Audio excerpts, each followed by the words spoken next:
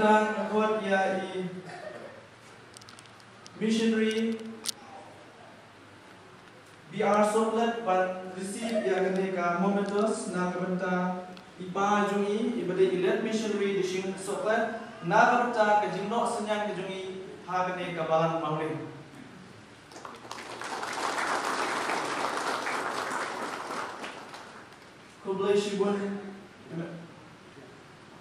Kulishbun teman basan titung na bentang kejing rap kejungi bangsa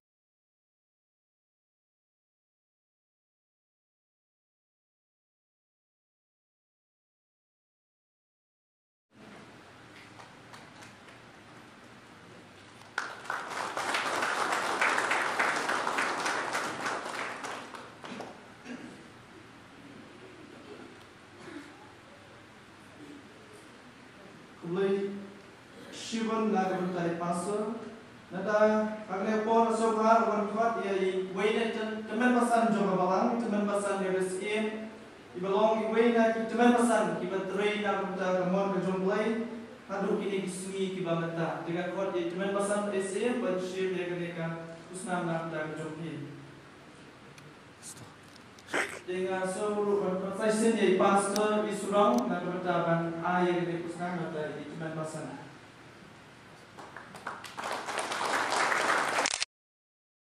Lisbon pastor yang jom Jason sama dengan sesuatu kabal saudara kam nak kepada bang IE ya kan contribution kepada ILA po jom kabal dengan kuat ini sama Roland Kunde dan wan Shikmat wan Shim ya kenika kusnam nak dah jompi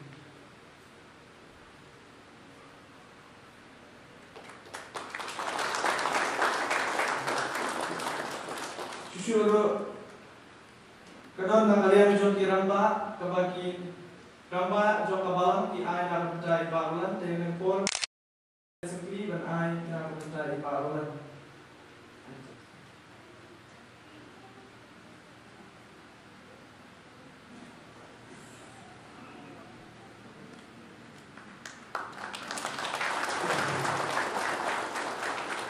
Belisibun dengan bahasa belisibun barulan Tehar nekpor semar wakhat semar wakhat jadi evangelist RT ban wan nekpan ban ai na kebenta ke GI so baha na kalian jongki lokmi na kebenta missionary BR Soklet na nekpor khat jadi missionary BR Soklet ban wan bersyukur dengan kerja asoman ada yang jom kerja sen jom di sini.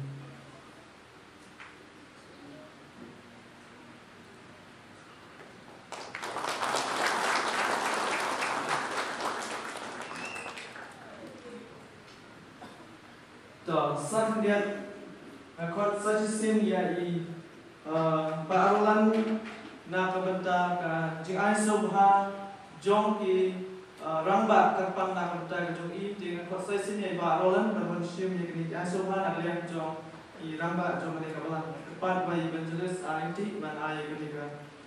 jang asohan nak bertai jong i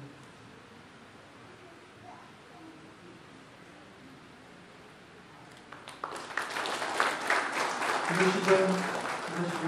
evangelist ramba pol ke jong i dan pol season dan IT